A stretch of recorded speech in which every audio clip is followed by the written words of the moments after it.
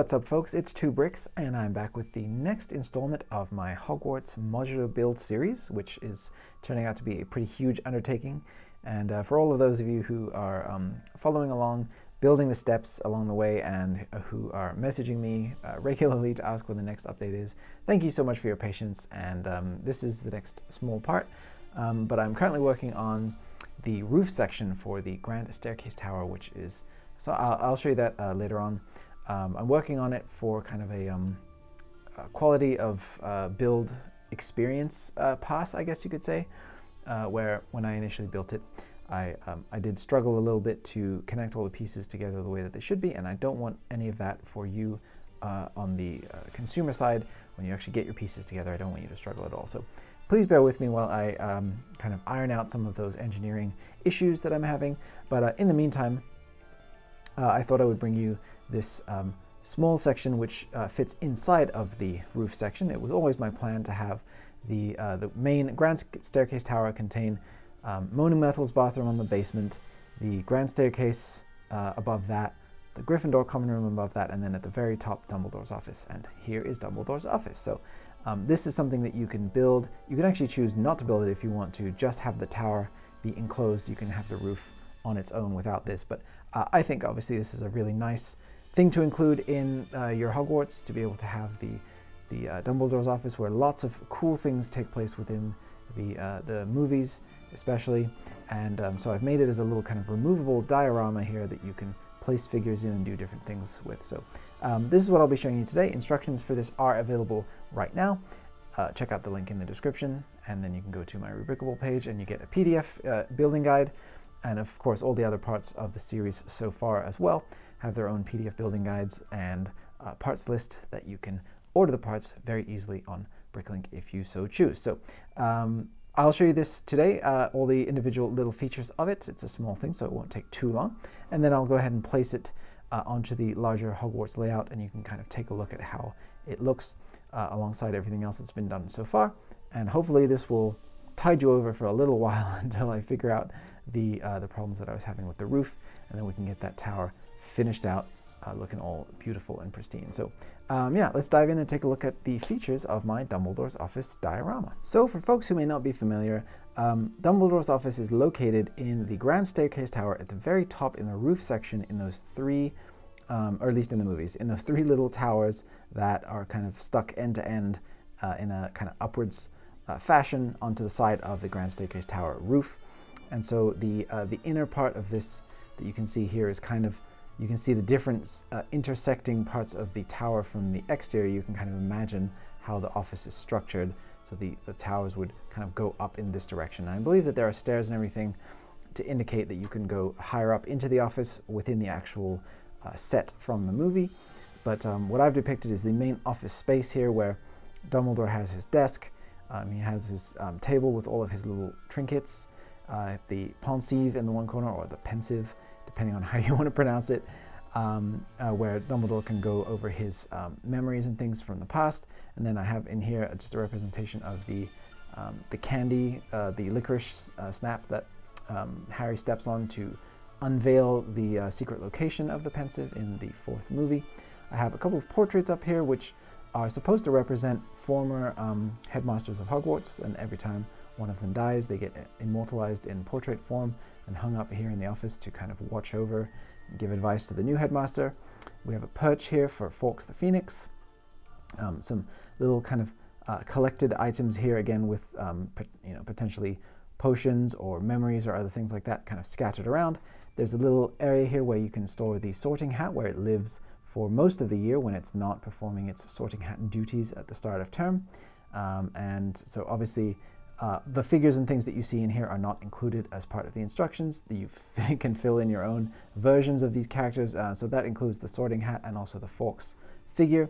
And then also back here, I have a secret little nook hiding away to store your, one version of your Sword of Gryffindor, which again, I just wanted to include a spot to keep it, without actually including the piece itself, because it is rather expensive.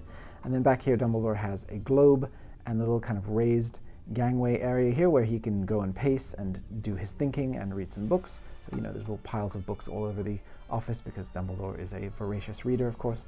There's some down here as well.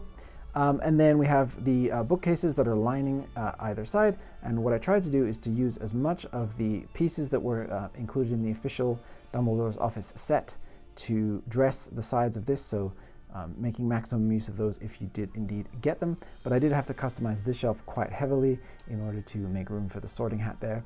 And I think that that worked out really well. So I really wanted you to be able to reenact a lot of the scenes that we see in the office that take place over the course of the 8 movies. So I kind of try to sprinkle in a little bit of everything here, and I think that it worked out pretty well. So let me just remove the figures here so I can show you some of the little details up closer slightly. And with Dumbledore out of the way, you can see his kind of iconic looking chair back there, and I left the hollow studs facing out to kind of represent that couch leather pattern that you get in certain seat cushions, which I think is fairly faithful to what we see on Dumbledore's chair. This lamp and these accessories, including the box of sherbet lemons here, was all part of the official set, and I was, just wanted to include it in here. And as is this stickered element, which really nicely finishes off the front of Dumbledore's desk. And then the table with all of the accessories, I just kind of looked at some different photos of various dressings of props and things that exist within the movies and tried to kind of replicate some of those. And then you can see here the fairly simple build for the Fawkes perch there. I really wanted Fawkes to have a nice spot to stand within the office, so there's all of that. So you can have Harry coming in, encountering the sorting hat, asking him why he was placed in Gryffindor.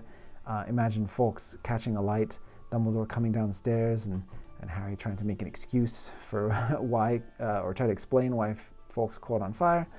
And then in the 4th movie, coming in here and looking at all the little kind of trinkets and things, and then activating the pensive closet, which of course I haven't represented the closet here, but I did want to put a little kind of recessed nook here to indicate that maybe this could go back into the wall there. So yeah, I think, I tried to pack a lot into this little diorama. Figuring out the angles for some of the, like the walls and the columns back here was really fun and tricky. And then I also wanted to use these white windows, since the white window inserts. Since this is going to be an interior space primarily, I wanted to use the black ones for the exterior of Hogwarts, and so I figured this would be a good place, if you have the white ones, to use them. And why not throw them in here? So I think it works out very, very nicely, and I think it really captures the flavor of, and obviously in a very scaled down form, of the actual movie set. So I really, really like that about it. And I just also included a clip up here in case you wanted to put like a torch or some kind of a different accessory just to be placed off to the side while you place your figures in the scene. Not really sure what you would do there, but I just wanted to give a little bit more option for displaying things that I normally do. In the instructions, these printed tiles are just simply represented with purple tiles, 2x2 regular purple tiles, unprinted. And if you want to omit those, the purple looks fine. I think it pops on its own, but obviously it's a lot nicer if you have printed portraits, or of course you can get some of the newer collectible tiles that they're putting in the recent sets. I haven't actually bought any of the sets, but then if you have stuff that is more recent, you can obviously sub those in for the headmaster portraits there. So definitely you have options. It's just a couple of studs, so there's one there, and then also this one is just the regular 4-studded brick, so you have a very solid connection down there for this portrait. So I just wanted one to be angled and one to be straight, kind of giving that sort of organic look that all of the Hogwarts portraits are kind of slightly askew from one another. So but yeah, that's kind of all there is to see for the main office here. There is a cutout section right here. And the reason why this doesn't continue all the way out, well, first of all, I didn't put the 4th wall in here because I wanted you to be able to get your hands in and place figures, and I felt like that was kind of important to be able to use this as a diorama. But then also I left this section blank because this is supposed to represent the doorway that will connect to the staircase that takes you down, so that Griffin statue, which we included in the lower level beneath this, I'll show you that when it's all in place, would, if you would imagine it actually rising up, would come up to this area that is left blank. So that is supposed to be a purposeful homage to the exit of the office, and I'm very happy with how that turned out. So at least, you know, for the spacing of where that lines up, so you can look down and picture it rising up and bringing Harry up to see the headmaster. So yeah, I think, you know, I did a decent job of capturing all of the things that I wanted to see in a Dumbledore's office. I've thought about it for quite a while, what I wanted to have up here. I think the globe, obviously it's an unprinted piece, but you get the idea of what it's supposed to be.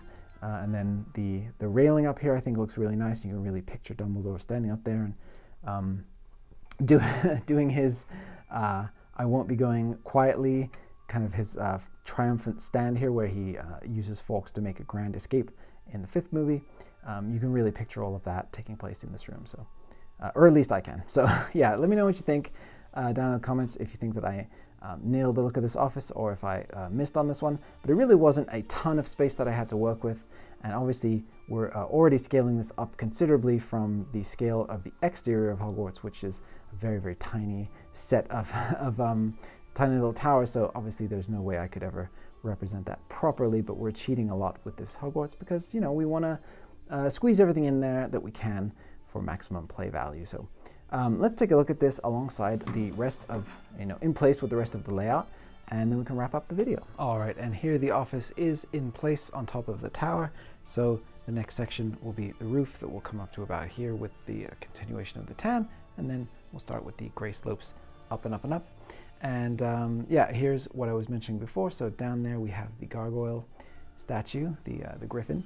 And, you know, in the movies that would rotate, spin around, spin around, spin around, and then the staircase would rise up and then put you level with the office so that you can go and visit Dumbledore. So there that is in place, and it's really easy to, it doesn't stud in or anything, but it's really easy to place down in here. You just find the groove where it wants to sit and place it in there, and it just kind of catches in place where you'd want it to be. So very, very pleased about all of that.